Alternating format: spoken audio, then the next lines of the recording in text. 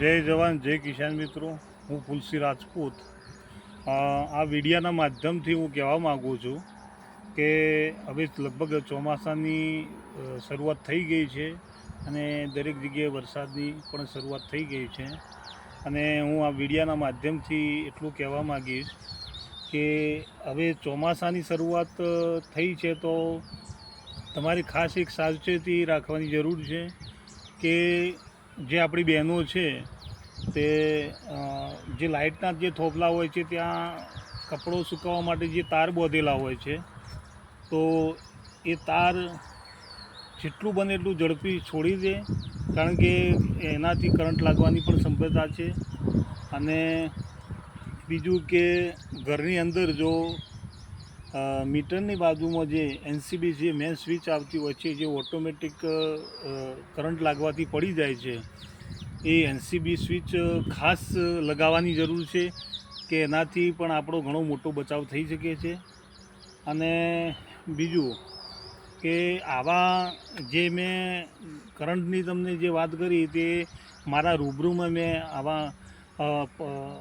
બનતું જોયું છે, એના સંદર્ભે હું તમને આપના સુધી આ વાત પહોંચાડવા માગું છું. અને બીજું કે તમારે ખેતરની અંદર, ફાર્મની અંદર રહેતા હોય, ગામની અંદર રહેતા હોય કે સિટીની અંદર રહેતા હોય, તો જે વરસાદ દરમિયાન જે આપણા પક્ષીઓ છે એમને જ્યાં મળે ત્યાં પોતાના ઘરની અંદરથી દાણા ના હોય તો બજારના માંથી પણ લઈ અને એ દાણા તમે એ પક્ષીઓને મૂકી શકો છો. અને ઘણા લોકો કહે છે કે જે બનવા કાળે બનવાનું છે, પણ બનવા કાળે બનવાનું છે પણ જાણી જોઈને ખાડામાં પડવું એ વસ્તુ યોગ્ય નથી. એટલા માટે પોતાના ઘરની સાવચેતી રાખો. જે થાંભલે જે તાર બાંધેલા છે એને છોડી દો.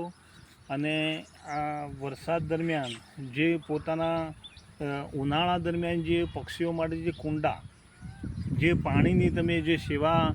ભાવના જે કુંડા લાવેલા હતા તે કુંડાઓમાંથી એ કુંડાને ઊંધા પાડી દો, કાં તો